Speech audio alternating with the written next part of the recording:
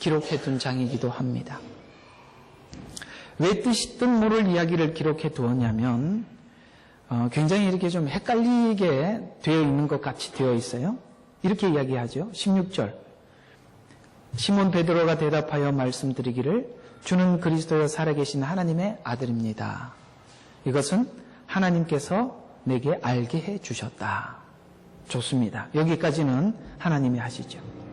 그리고 18절에 사실 이 16절의 고백과 18절의 이 이야기를 이해하는 데는 너무나도 굉장히 큰 개입이 있어요. 어떤 개입이 있냐면 보십시오. 나도 너에게 말하노니 너는 베드로라. 그리고 이 반석 위에 나의 교회를 세우리니 지옥의 문이 그것을 이기지 못하리라. 그러면서 그 뒤에 내가 그리스도인 것을 아무에게도 당부하지 말라. 그리고 21절에 내가 죽으러 간다. 내가 죽으러 가는데 너희들도 나를 따라오기 위해서는 자기를 부인하고 자기 십자가를 지고 따라와야 한다. 다시 거꾸로 올라가면 이런 이야기가 돼요. 내가 죽으러 간다. 너희도 나를 따라오기 위해서는 십자가를 지고 나를 쫓아와야 한다.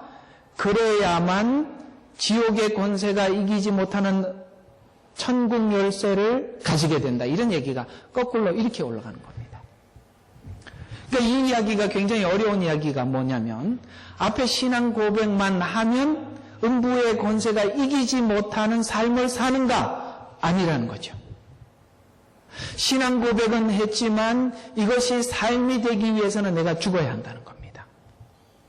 이렇게 구조가 되어 있단 말이죠. 그러니까 이야기를 쭉 내려와서 읽어보면 모르는데 이 이야기를 전체를 이해하고 다시 이해를 해보면 음부의 권세가 이기지 못하게 하기 위해서는 자기를 부인하고 십자가를 지고 주님을 쫓아야 된다는 거죠. 이게 16장이 쭉 내려와서 끝이 나는 게 아니라 내려와서 다시 역으로 올라가서 이해를 해야 된다는 거죠. 그러면 십자가를 지고 주님을 쫓아 사는 삶이 전부인가? 그것은 굉장히 영광된 삶이다라고 17장의 변화산 사건을 그들에게 보여주신 것입니다. 그러니까 16장과 17장은 이런 관계 속에 있습니다. 그래서 우리가 죽으라라고 하면 그 죽는 것만을 요구한다면 우리에게는 불행이지요. 그러나 이것이 불행이 아닌 것을 17장의 변화산 사건을 통해서 주님이 다시 오시면 내가 지금 잠시 천국의 모습을 보여주며 너희들도 이렇게 영광된 모습으로 변화될 텐데 주님이 다시 오시는 목적은 각 사람이 행한 대로 행위 구원이 아니라 이제 주님을 위해서 자기를 부인하고 주님을 쫓아 산 것에 따라서 상급을 주시겠다. 그것을 내가 잠시 너희들에게 보여주는 사건이 17장 사건이라는 거죠.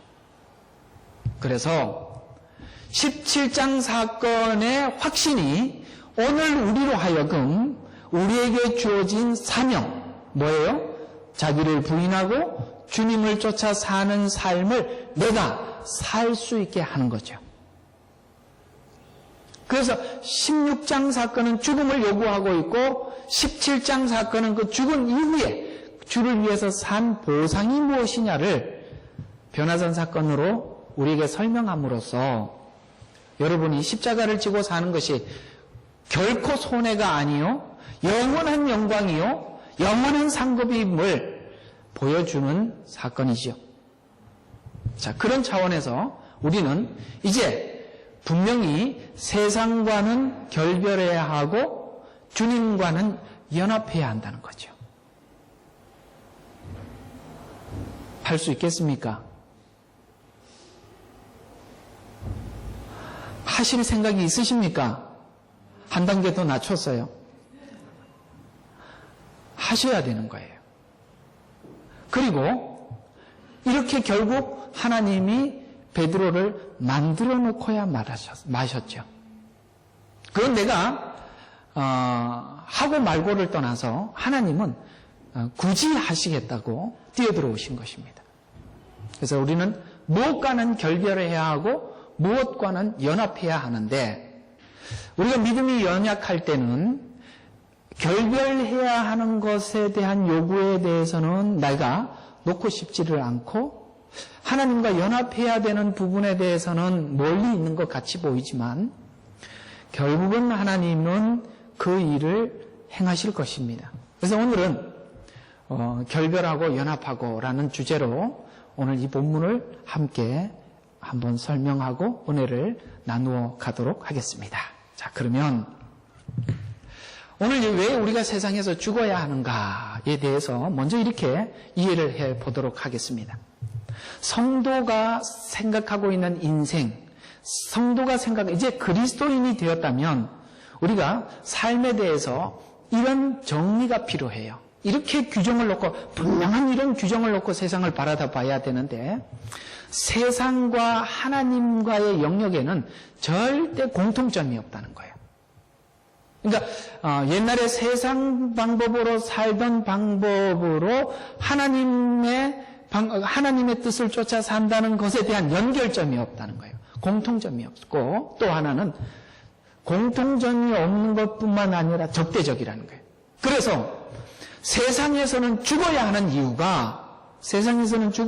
이유가 공통점이 없으며 모든 일에 적대적이라, 내가 주를 향해서 살려고 하면은 세상은 끊임없이 방해하는 일밖에 하지 않기 때문에 우리가 세상에서 완전히 결별하고 죽지 않으면 음부의 권세가 이기지 못하는 그 능력이 내 삶에 형통하게 나타나지 않는다는 거예요. 그러기 때문에 죽어야 된다는 거예요. 그러기 때문에. 쉽게 표현하자면 이렇게 세상이 추구하고 있는 방식은 뭐냐면, 너 죽고 나 살자. 참 쉬운 표현을 쉽게 한번 해요. 이게 세상 사람들이 하는 거예요. 세상 사람들이 다 그렇지 않던데요 라고 이야기하지 마시고, 기본적으로 그렇습니다. 이거는 뭐냐면 내가 조금 넉넉할 때 이야기예요. 그래도 널 좀 도와줄 힘이 있을 때. 그러나 아주 그 아슬아슬한 상황이 오면 모두가 다 너 죽고 나 살자 이렇게 가는 거지, 넉넉하게 나 죽고 너 살아라 이러는 경우는 세상에는 없어요. 왜냐하면 세상은 죽음이 끝이기 때문에 그렇습니다. 죽음은 끝이기 때문에 이 죽음을 양보할 수는 없어요. 음부의 권세가 이기지 못한다는 것은, 세상이 우리에게 위협하고 겁박하는 것은 죽음이라는 이름으로 겁박하는 겁니다. 죽음은 끝이니까. 그런데 그걸 우리가 이기지 못하는 권세를 가지게 되었기 때문에 세상이 겁박하고 위협하는 죽음으로는 우리를 뒤집을 재간이 없어요. 이렇게 표현을 해야 되겠네. 참 이게 한계입니다. 그래도 이런 말들이 때로는 좀 이렇게 더 좋을 때가 있어요. 하여튼 재간이 없어요. 방법이 없단 말이죠. 그래서 우리는 그 유혹으로는 우리에게 위협이 되지 않는다는 거거든요. 그래서 세상의 기대와 보상을 포기해야 합니다. 그래서 이런 차원에서 이렇게 해야만 천국 열쇠를 가진 자로서 사명을 감당할 수 있고, 성도는 이제 세상과 결별한 것과 구별을, 우리가 이렇게 결별했다는 것에 대해서 인식을 하지 못하면 우리가 수고하는 모든 것에 대해서 하나님께 세상에 사는 동안 보상을 해달라, 우리가 세상에 이렇게 헌신한 만큼 세상 사람들로 하여금 보상해달라, 이런 요구를 하게 된단 말이죠. 결국에는 이런 게 있어요. 우리가 주를 위해서, 세상을 위해서, 교회를 위해서 많이 수고하고 난 이후에 이 부분에 대한 이해가 부족하면, 주님, 제가 주를 위해서 이렇게 살았으니 그 삶에 대해서 보상을 해주셔야 되지 않습니까? 라고 가게 되어서 결국에는 그 사람 믿음이 좋아 보였다가 끝에 가서는 그것이 큰 부도가 난다 이 말이에요. 여기까지 알아들으시는 분도 있을 것이고 이 말을 못 알아듣는 분도 있게 될 것이지만, 어떤 사람이 주를 위해서 굉장히 열심히 살았던 사람이 어떤 시간이 되어서 어떤 시점에 가서 많은 사람들에게 알려졌을 때 그 사람이 이상하게도 자기 수고에 대해서 하나님과 사람 앞에 보상을 받으려고 하는 것 때문에 많은 일들을 그르치는 것들을 우리가 보게 된다 이 말이에요. 우리는 이미 세상으로부터 보상받기를 거절한 사람이라 이 말. 안 줘도 상관이 없다 이 말이에요. 안 알아줘도 상관이 없고 안 줘도 아무 문제가 없다는 거죠. 바로 이런 거. 그래서 우리는 하나님께 절대 조건적인 삶을 살지 않기로 돌아선 사람들이죠.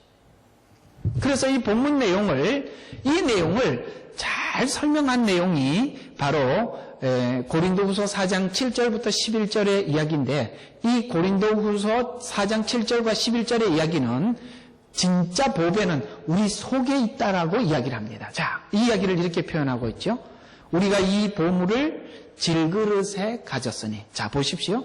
보물이 값지면 그 보물을 싸는 그 보물을 담은 통도 귀하지요.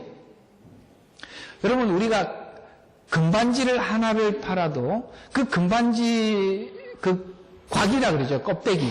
그게 금반지를 담을 만한 그 통에다 담아놓지, 그걸 쉽게 깨지는 질그릇에서 담지는 않지요.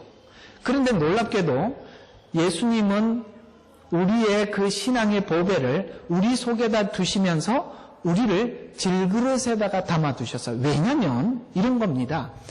하나님이 그 보배를 보여주려고 하니까 이 껍데기가 튼튼하고 예쁘고 귀하면 사람들이 껍데기를 봐요. 근데 그 속에 있는 것이 자꾸 보여져야 하기 때문에 질그릇이 자꾸 깨트리는 거예요. 이렇게 깨져야 보이고 깨져야 보이고 깨져야 보이니까 하나님이 이렇게 잘 깨지는 우리 속에다 담아둔 거예요. 그 얘기예요. 그래서 한번 보십시다. 우리가 이 보물을 질그릇에 가졌으니 이는 그 능력의 탁월함이, 그 보배가 하나님께 있는 것이지 우리에게 있는 것이 아니라는 걸 가르쳐주기 위해서 질그릇에다가 보배를 담아두었다는 거죠. 그래서 우리에게 자꾸 일어나야 이게 보여지는데, 일어나야 하는 일들이 사면에서 고난을 당하게 하고, 그런데도 뭐예요? 괴로워하지 않는 것은 보배가 있기 때문에 괴로워하지 않는. 왜? 아까 말했죠? 우리에게 무슨 권세가 이기지 못한다고요? 음부의 권세가 이기지 못하기 때문에 괴로움을 줘도 우리가 괴로움을 당하지 않는 걸 보고, 괴로움을 주면 괴로움을 당하는 게 세상인데 이상하게도 괴로움을 안 당해요? 그걸 왜 괴로움을 안 당하지? 가만히 보니까 그 속에 예수라는 보배가 있다는 걸 보이기 위해서 그렇게. 그래서 괴로움이다. 그래서 여러분들 예수 믿으면 괴롭대요. 왜? 괴로움을 당한다는. 그 다음에 또 뭐예요? 당혹스러운 일을 당하여도 절망하지 않. 아셨습니까? 그럼 우리가 갑자기 무슨 큰 일을 당하면 모두 다 절망한단 말이죠. 근데 우리는 이상하게 절망을 안 당해. 왜 그럴까? 아, 예수가 있어서 그렇구나. 이렇게 보여주시고 있다는 거죠. 또 박해를 받아도 버림받지 아니하면, 박해를 받는데요. 그 다음에 내던져져도 멸망하지 아니하고 항상 주 예수의 죽음을 어디에다 지니고 살아요? 내 몸에다 지니고 산대. 이게 바로 보배래요. 주님의 죽음을 내 몸에 지니고 산대요. 그래서 이는 예수의 생명 또한 우리 몸에 나타나게 하게 하기 위함이라. 사랑이 있는 우리가 항상 예수를 위해 죽음에 넘겨지는 것은 예수의 생명도 우리 죽을 육신에 나타나게 하려는 것이라. 그래서 자기를 부인하고 자기 십자가를 지면서 계속 뭐가 보이게 되냐? 그 속에 있는 보배를 드러내 보이게 만든단 말이죠. 이렇게 하려고 그 질그릇 속에다 담아 두셨대요. 그래서 우리를 자꾸 절망하게도 하기도 하시고 또는 박해를 받기도 하고 내던지기도 하는데, 이상하게 계속 일어나고 그 내던져졌을 때 우리가 내던져졌구나 하고 그때 잠시 괴로운데도 조금 있으면 툴툴 털고 일어나서 언제 그랬나는 식으로 이렇게 하니까 이상하죠. 세상 사람들은 그런 상황이 오면은 내가 자살을 해야 되나, 죽어야 되나, 살아야 되나 이런 고민을 하는데, 걔도 갑자기 나하고 같은 고민을 하다가 살아나. 그거 왜 그렇죠? 그거 바로 이런 걸 하나님이 보여주시기 위해서 우리 속에다 두셨대. 그래서 자꾸 죽어야 그게 보이니까 하나님이 그렇게 하시겠다라고 우리에게 말씀하고 있습니다. 그래서 생명이 나타나고 이웃에게 전달되기 위해서는 우리는 죽음에 넘겨져야 넘겨 죽어야 하고, 왜냐하면 질그릇 안에 보배가 죽어야 증거되기 때문입니다. 또 하나 우리가 이 말씀을 통해서 우리가 한 가지 오해하지 말아야 될 것은 뭐냐면, 보배를 우리가 품고 있는 거예요. 품고 있는 것이지 우리 자신이 질그릇으로 변한 것은 아니라는 거죠. 그래서 질그릇이 보배를 품고 있기 때문에 보배인 하나님 안에서만이 인생의 목적과 전부가 나온다고 성경은 우리에게 말씀하고 있습니다. 그래서 이상하게도 우리가 예수를 모를 때는 인생의 목적과 방향이 지금 여러분들이 가지고 있었던 그런 생각이 아니었어요. 지금 우리가 바뀐 것은 우리 속에 보배가 있는 바람에 우리 인생의 목적도 삶의 방법도 지금 바뀌어져 버린 거죠. 제가 한번 중국에서 이런 시도를 한번 한 적이 있었습니다. 신학교를 하기 전에 어떤 학교에서 제가 한국어를 가르치는 선생님으로 초대를 받아서 한국어를 가르쳤습니다. 그러니까 한국어를 가르치다가 무슨 이렇게 어떤 낱말 뜻을 공부하다가 제가 우리 학생들한테 질문을 했습니다. 만약에 여러분들에게 여기대로 이제 그 시드니식으로 설명을 하면 여러분에게 만약에 로또가 당첨이 되면 뭘 하고 싶습니까? 이게 어떤 한 사람에게 물어보려고 그러다 일부러 다 물어봤어요. 한 반에. 그래서 너는 뭐 하고 싶으냐? 그러니까 다 뭐냐면은 집 사요, 차 사요. 또 뭐죠? 한 두 개만 이야기하니까 다 거기서 벗어나잖아요. 그러니까 물어볼 필요도 없어요. 집 사지 않으면 차 사고, 또 뭔지 모르겠습니다. 하여튼 뭐 다 그런 거예요. 그래서 제가 일부러 그렇게 물었습니다. 그리고 학생들에게 제게 물어보라 그랬어요. 제가 이게 유도신문한 거죠. 그래서 선생님은 뭐 할 건지 물어봐라. 그러니까 이제 애들이 물어요. 그래서 나는 학교도 짓고 병원도 짓고 싶다. 그러니까 자기들하고 너무 다르니까. 왜요? 이게 무슨 뜻이냐면 자기들은 그걸 생기면 자기를 위해서 쓰겠다는 얘기예요. 근데 저는 학교를 짓고 병원을 짓겠다.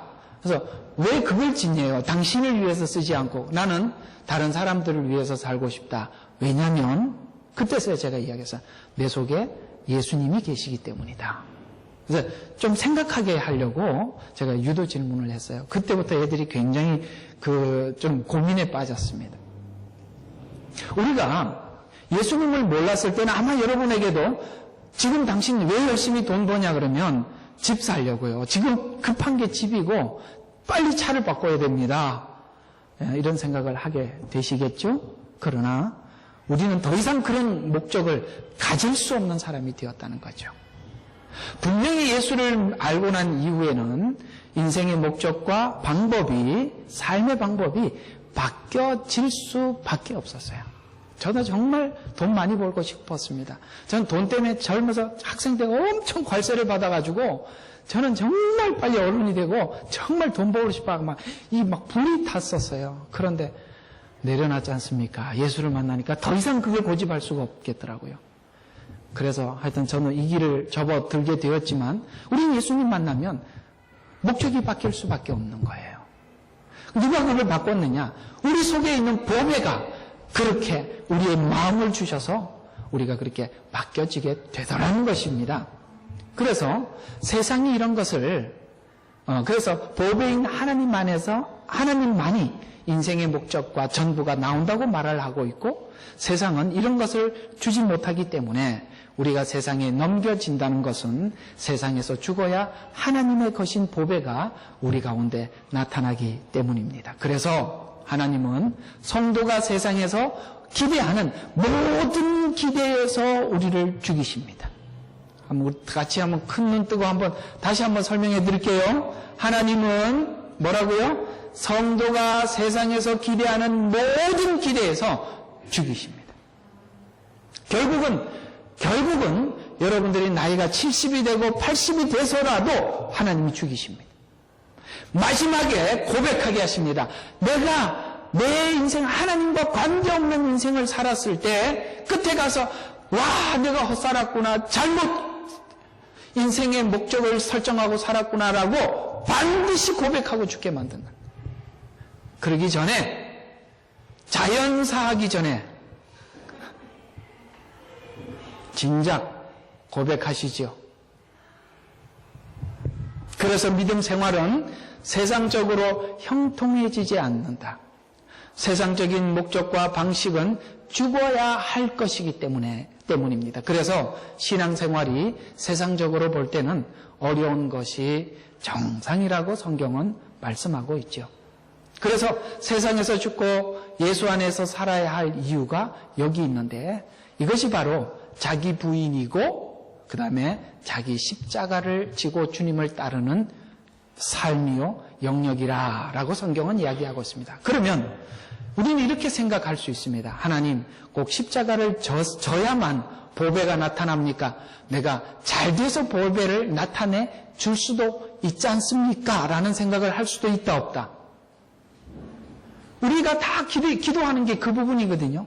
하나님, 그런 일들은 다른 사람 시키시고 저는 잘 돼서 보배를, 저는 잘 된다고 해서 제가 했다고 말하지 않을게요. 주님이 했다고 이야기할 테니까 저는 잘 되는 쪽으로 해서 그걸 좀 증거해 주시죠. 이렇게 이야기를 하기도 한다 이 말이에요. 근데 왜 하나님이 잘 되는 방법으로 그리스도를 나타내게 하지 않느냐면, 그 이유가 하나님께 오는 다른 사람들이 잘 되기 위해서 예수님께 오지 않게 하려고 잘 되어서 예수님을 믿는 증거를 하지 않는단 말이에요. 이 말 알아들으시겠어요? 제가 적어보니까 참 복잡하게 적었는데, 쉽게 말해서 이런 얘기입니다. 내가 잘 돼서 보배를 드러내면 사람들도 예수 믿으면 잘 돼서 드러내기만 하면 되는구나 하고 사람들 모두 다 무슨 기대를 하게 돼요? 저 사람처럼 잘 돼야 되겠다, 이렇게 생각하게 되죠. 저는 우리가 한동안 이 간증이라는 것이 교회 안에서 잘된 사람들의 간증을 세우는 바람에 모든 성도들의 인생의 목적과 하나님을 믿는 목적이 하나님 잘되게 해주십시오, 아무개 장로처럼 저 사람처럼 이렇게 잘되게 해달라고 모든 사람들이 욕심이 생겨버렸어요. 전 그런 사람들 참 많이 봤어요. 그리고 꼭 그런 사람들, 저는 정말 지질이 이렇게 고생하고 왔습니다. 그러는 가운데서도 이 고난의 길을 걸어왔습니다. 이것이 그 고난의 길을 걷다가 보니까 제가 십자가의 예수님을 만났습니다. 여러분들도 한번 그 길을 따라와 보십시오. 그러면 누가 안 들으려고 그래요, 그 간증은. 와, 예수 믿으면 저렇게 고생 무지하게 하는 거구나. 믿으면 안 되겠구나. 이런 생각이 든단 말이죠. 근데 누가 앞에 서서 저는요 정말 예수 이렇게 하면 하나님께서 제가 하나님 앞에 뭐 이렇게 했더니 하나님 저에게 이렇게 부하게 해주셔서 제가요 이제는 이거 가지고 마음껏 교회도 세우고요 뭐 선교사도 돕고 저 지금 요즘 좋은 차가 무슨 차인지 모르겠습니다. 저 벤츠 차고 타고 다니게 됐어요. 옛날에는 걸어 다녔거든요. 뭐 이렇게 얘기하면 저렇게 하면은 잘 되는구나.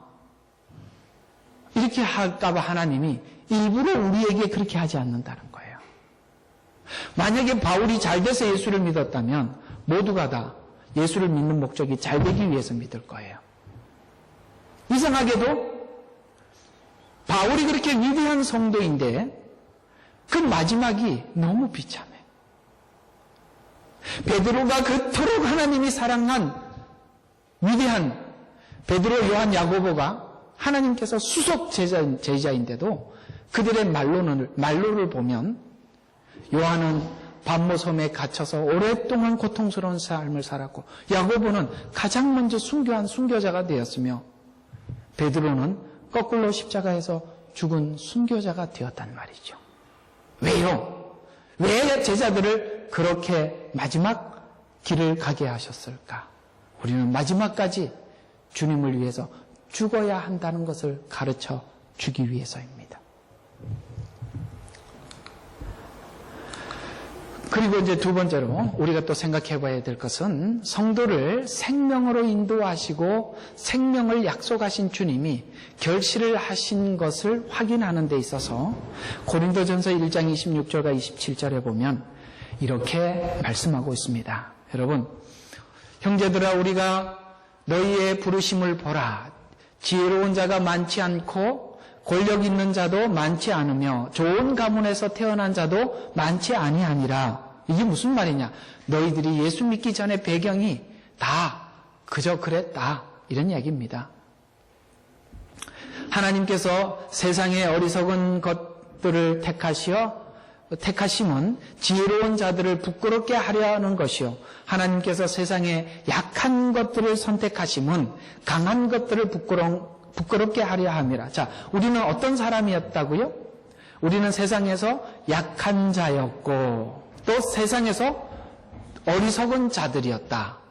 이게 무슨 말이냐면 이런 이야기입니다. 우리는 그리스도인들이 스스로 기독교의 내용과 기준에 합격한 사람이 하나도 없다는 거예요. 하나님이 보실 때, 너는 예수를 믿을만, 내가 은혜를 줄만해. 이런 사람은 여기 아무도 없었다는 거예요. 그래서 우리는 스스로 해결하고 온 자가 없기 때문이다. 따라서 우리는 자랑할 것이 없는 것은 우리로부터 나온 것이 아무것도 없다는 것을 확인시키기 위해서 어떤 사람들, 이런 사람들을 안 불렀다는 거지. 지혜로운 사람, 권력 있는 사람, 좋은 가문에 태어난 사람, 그 다음에 학벌이 높은 사람, 이런 사람 쓰지 않았다는 거예요. 왜요? 그런 사람들을 쓰면 너무나도 질그릇이 탄탄해서 껍데기 포장이 너무 좋아서 그 속에 있는 보배가 나타나지 않기 때문에 그렇단 말이죠. 그래서 하나님이 쓰시는 사람들은 이렇게 하나님 기준에 다 미달된 사람들을 쓰셔서 하나님의 영광을 드러내고 나타내는 것 같습니다. 그건 정말 맞는 것 같아요. 쓰임을 받다가 보면 정말 우리는 정말 이게 그 기준 미달이라는 거 항상 느끼죠. 자, 이것을 알고 난 후 우리들이 자랑하는 것은 고린도 1서 1장 29절부터 31절에 보면 아무 육체라도 그분 면전에서 자랑하지 못하게 되리라. 그러나 너희는 그분께로부터 나서 그리스도 예수 안에 있고 주께서는 하나님께로부터 나셔서 우리에게 지혜와 의와 거룩과 구속이 되셨으니 기록된 바와 같이 자랑하는 자는 누구를 자랑해라? 주를 자랑해라. 라는 말에 우리는 아무도 거부할 수 없어요. 자랑은 내 안에 내가 무엇을 한 내용이 있다면 자랑할 것이 있는데 내가 하나님께 가지고 간 것이 아무것도 없어서 그리스도 안에서 처음부터 시작해야 하기 때문에 아시겠어요? 그리스도 안에 들어와서는 처음부터 시작해야 하기 때문에 신앙의 첫 원리에서 요구하는 것이 바로 자기 부인과 자기 십자가를 지는 것으로 요구받고 있다는 거예요. 만약에 내가 가지고 있는 것 가지고 하나님 앞에 뭔가를 할 수 있는 것이 있다면 내가 이거 가지고 출발했습니다라고 하나님 앞에 얘기할 게 있을 텐데 아무것도 없다는 걸 하나님이 확인시켜서 내가 죽고 자기를 부인하고 주님을 따라야만이 된다는 것을 알고 자기 부인하고 자기 십자가를 지고 주님을 따라가서야만이 얻는 열매를 우리가 확인하기 때문에 시작 자체가 내 것이 없었기 때문에 하나님 앞에 자랑할 것이 없어서 끝에 우리가 하나님 앞에 자랑하는 자는 주를 자랑할지라 라는 말에 아멘 하고 동의하게 된단 말이에요.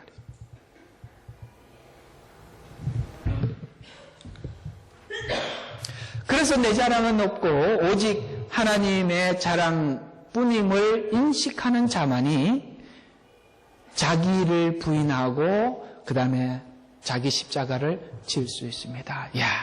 바로 이 시점, 이 부분을 이해할 때 적극적으로 우리가 자기를 부인할 수 있어요.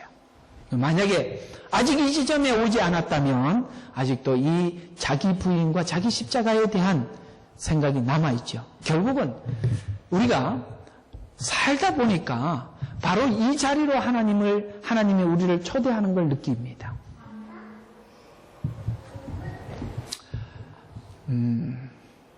나는 아브라함의 하나님이요, 이삭의 하나님이요, 야곱의 하나님이라고 말씀하셨죠. 아브라함이 이 자리로 초대받았던 자리가 어디였을까요? 모리아산이죠. 이삭도 거기서 함께 초대받았습니다. 야곱은 야복강에서 그 문제를 해결했습니다. 그러나 그 문제가 해결되기까지 아브라함도 여러 번 자기 방식을 동원했죠. 야곱은 끊임없이 자기 방식을 도입했지요. 근데 야복강 나루터에서 야곱이 고백했던 최고의 고백이 당신이 나를 축복하지 않으면 당신을 놓지 않겠다는 거거든요. 무슨 얘기일까요? 하나님, 나는 지금까지 내가 할 수 있는 모든 약삭 빠른 방법을 다 동원했습니다. 그러나 이 방법으로는 도저히 불가능합니다. 저는 이 방법에 대해서 이제는 손을 놓습니다. 당신이 나를 축복하지 않으면 당신 없이는 나 못 살아. 얼마나 멋진 이야기예요. 당신 없이는 나 못 살아. 하나님이 이 얘기를 듣고 울어버렸다는 거예요. 그게 야복강 사건이에요. 그래서 하나님이 항상 자기를 자랑할 때 나는 야곱의 하나님의 아브라함, 이삭, 야곱 중에서 항상 나는 야곱의 하나님이라고 자랑하는 거예요. 자신이 그 소리 들었다는 거예요. 야곱한테. 당신 없이는 못 살아. 이 얘기를 야곱한테 결국 듣고 말았다. 나도 너한테 그 얘기 듣고 싶다는 거예요. 그러면 사람들이 어디를 가서도 뭐라고 이야기하겠어요? 나는 제 하나님이야. 제가 나에 대해서 뭐라고 얘기하는지 가서 한번 들어봐. 그게 자랑이에요. 하나님 자랑이라고. 결국 여러분들이 지금 고난을 당하는 것은 그 자리로 초대받고 있기 때문에 받는 고난이니 감사하시고 감수하시기를 주의 이름으로 축원합니다. 그래서 내 자랑은 없고 십자가만이 자랑하게 되는데 하나님이 계시해 주셨던 신앙 고백에서 마태복음 16장 17절과 18절 처음에 말씀드린 것처럼 주는 그리스도요 살아계신 하나님의 아들임을 고백하는 이 고백의 출발에서부터 시작한 신앙이 믿음으로 자기 자신에게 결단과 행동으로 고백하기까지 이게 뭐예요? 16장 24절 그러니까 17절과 24절 요 사이에 자기를 부인하고 자기 십자가를 따르는 자기 십자가를 지고 주님을 따르는 신앙 고백이 될 때까지 그 다음에 주님을 따를 때 그가 바로 그런 사람이 뭐예요? 천국 열쇠를 가진 사람이 된다라고 성경은 그렇게 말씀하고 있습니다. 그래서 여러분에게 이 천국 열쇠가 쥐어져 있지만 가지고 있는 여러분의 이 천국 열쇠가 과연 얼마나 대단하고 막강한 위력을 가지고 있는지 우리가 느끼는 과정 속에 바로 이 과정이 지나가야 내가 가지고 있는 이 천국 열쇠가 이토록 위대하구나 생명의 열쇠구나 라는 것을 알게 된단 말이죠. 그러나 오늘 이 베드로는 16장의 이 말을 전혀 이해하지 못하고 있습니다. 그러나 여러분들이 이 내용이 전부 이해가 되지 않아도 괜찮아요. 하나님이 이해하고 이해할 수 있도록 지금 인도하고 계시는 거예요. 그래서 이 과정을 잘 설명한 내용이 이 전체 과정을 잘 설명한 내용이 바로 아브라함의 생애 중에 있는 말씀인데요. 아브라함은 바로 이렇게 복의 근원, 오늘 본문으로 말하면 천국 열쇠를 주시기 위해 주님이 아브라함에게 이렇게 요구하셨죠. 창세기 12장 1절과 2절에 보면 너는 내 고향과 친족과 내 아비 집을 떠나 내가 내게 보여줄 땅으로 가라. 내가 너로 큰 민족을 이루게 할 것이며 내가 내게 복주고 내 이름을 위대하게 하리라. 너는 복의 근원이 되리라. 천국 열쇠를 주리라. 같은 이야기죠. 그러니까 이 열쇠를 갖기 위해 복의 근원이 되기 위해 그가 해야 될 하나의 조건이 있었단 말이죠. 그게 뭐예요? 친척을 떠나는 것이고 고향을 떠나는 것이고 내 아비 집을 떠나는 것입니다. 결별하는 거예요. 세상과 결별하는 거예요. 세상 방식의 삶과 결별하는 거예요. 내가 살았던 과정과 결별하는 거예요. 새로운 하나님의 나라로 들어가는 것입니다. 새롭게 주시는 말씀을 쫓아 살아가는 삶이 되는 것입니다. 그러기 위해서는 반드시 해야 될 것이기 때문에 하나님께서 조건으로 내거신 것이죠. 그래서 내가 내게 복을 주고 내 이름을 위대하게 하리라. 너는 복의 근원이 되리라. 이렇게 계시된 하나님의 말씀을 따르기 위해서 아브라함은 세상과 결별해야 하였고 우리도 결별해야만 하는 것이죠.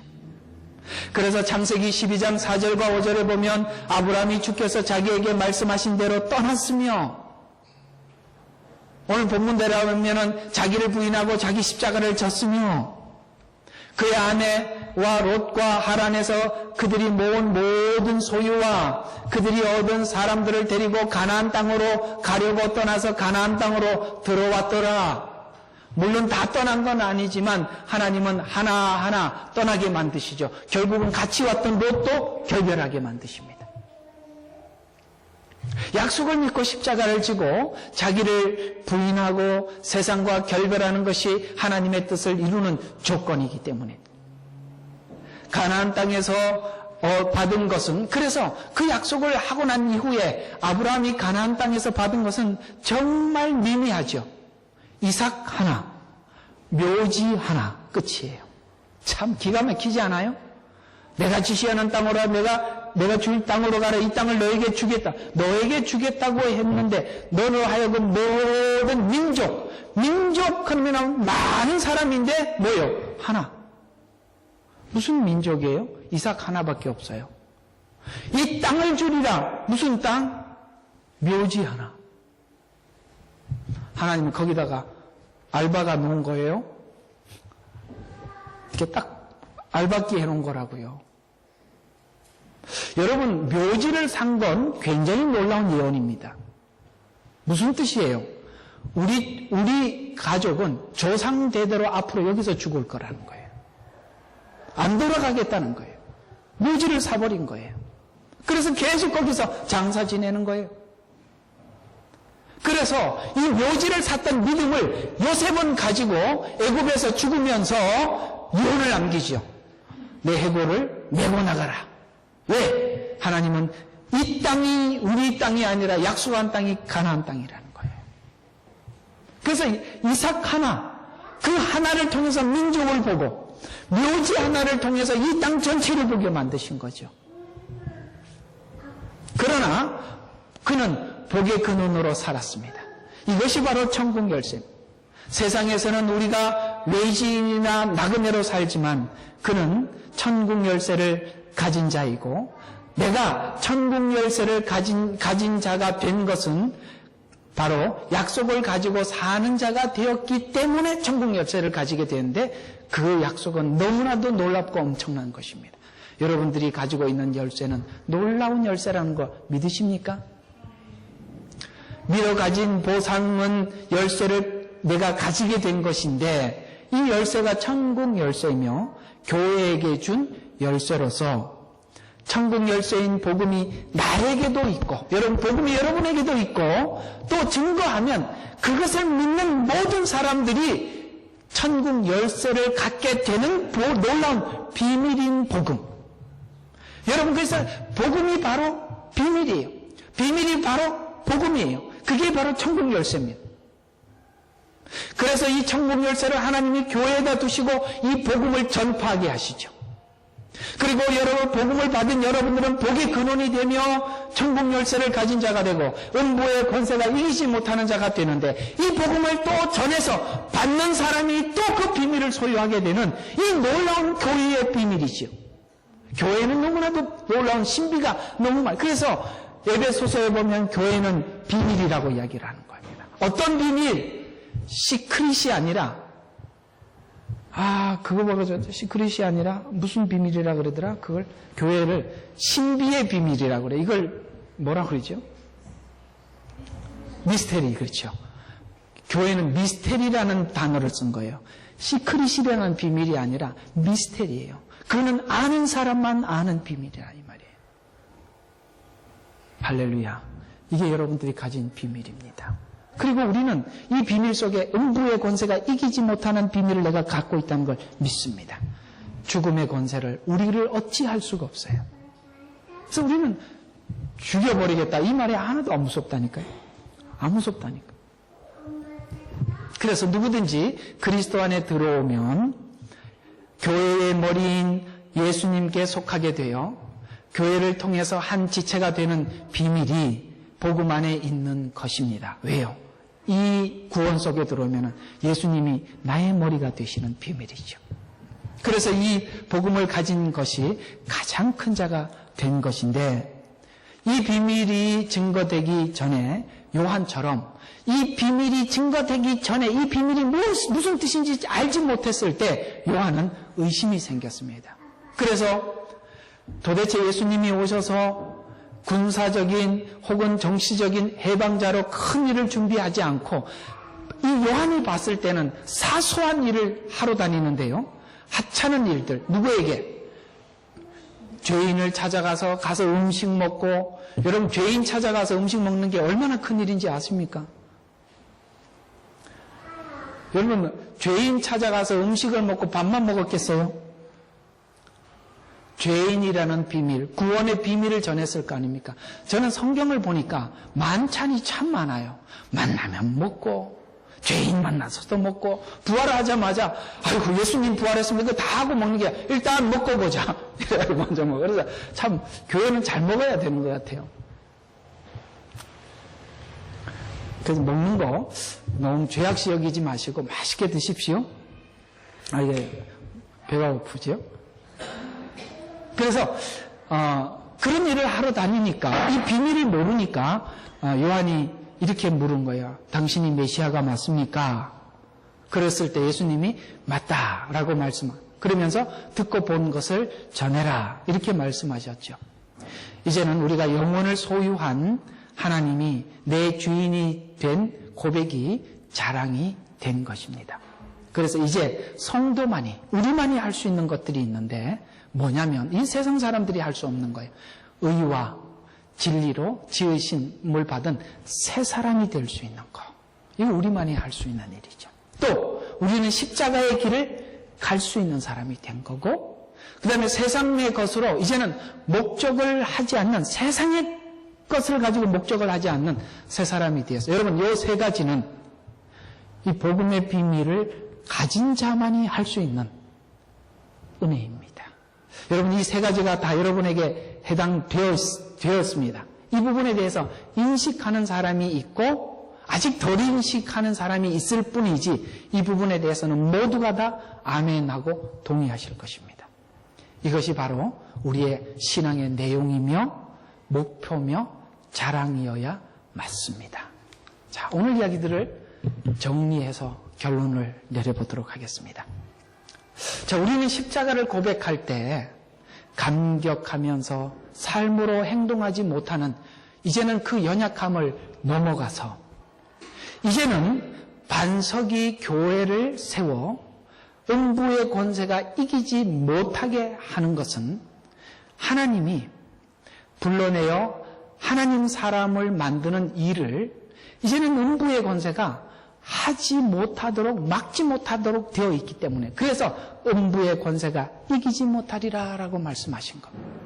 이제는 우리가 하나님이 우리를 불러내서 하나님의 사람을 만들어가는 이 일을 음부의 권세가 널 그렇게 하면 죽여버리겠다, 이렇게 아무리 위협해도 우리는 그 죽음을 넘어서 간 사람들이라 아무리 위협해도 내가 주님을 닮아가는 이 일에 누구도 방해할 수가 없게 됐단 말이에요.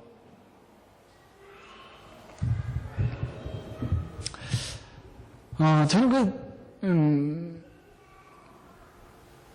우리가 전에 그 중동 지역에 선교사로 갔다가 샘물교회 사건도 있고, 그 전에, 누구죠? 김선일, 선교사님 사건도 있고, 여러분, 그리고 나면 세상 사람들 같으면 무슨 생각이 들면, 야, 거기 가면 죽는 데더라. 가지 말자. 안 갈 겁니다. 죽는 데 누가 갑니까? 근데요, 더 가. 그 세상 사람들을 볼 땐 이해가 안 가는 거예요. 왜? 죽음을 조금 전에 확인했고, 죽으면 간다고 가지 말라고 그러는데 또 가. 그게 왜 못 말리느냐? 음부의 권세를 넘어가 버렸단 말이에요. 여러분, 우리에게 예수 생명이 있다는 거, 이건 너무나도 놀랍고 너무나도 큰 거라. 이게 설교로 할 수 있는 이야기가 아니에요. 너무나도 큰 거고 감격스러운 거고 너무 놀라운 것입니다.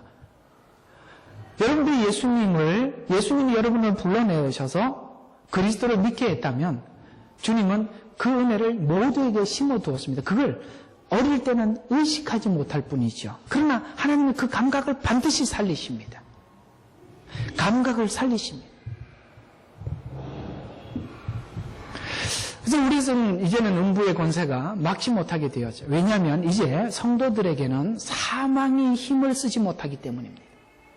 그래서 자기를 위해서 살아라. 세상에서 그렇게 말을 하고 있는데 이제는 우리가 이렇게 고백하죠.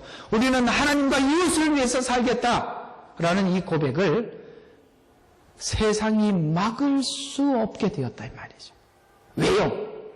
우리는 예수가 내 안에 있다는 것이 생명이 있다는 것에서 확신하기 때문에 그렇습니다. 그래서 세상은 끊임없이 야, 너를 위해서 살아야지 무슨 소리 하냐? 우리는 남을 위해서 살겠다. 하나님을 위해서 살겠다. 이 길을 막을 길이 없는 자가 되어서 주님이 우리에게 무엇을 요구하든지 우리는 아멘 할 준비가 주생명 선교교회는 되었답니다. 아멘. 기도합시다. 하나님 고맙습니다. 오늘 이 말씀이 복의 근원이 되는 말이요. 우리가 천국 열쇠를 가졌다는 것. 그것은 우리가 생명을 가지고 사는 자가 되었다는 것입니다. 이제는 음부의 권세가 우리에게 어떤 것도 할 수가 없게 되었습니다. 우리가 가진 이 생명을 더 깊이, 더 완전하게 인식할 수 있도록 우리의 감각을 살려주시고 그 감각이 살아나는 대로 우리가 십자가를 져야 할 이유에 대해서 한 걸음 더 전진해 순종케 하옵소서. 예수 그리스도 이름으로 기도드렸습니다. 아멘.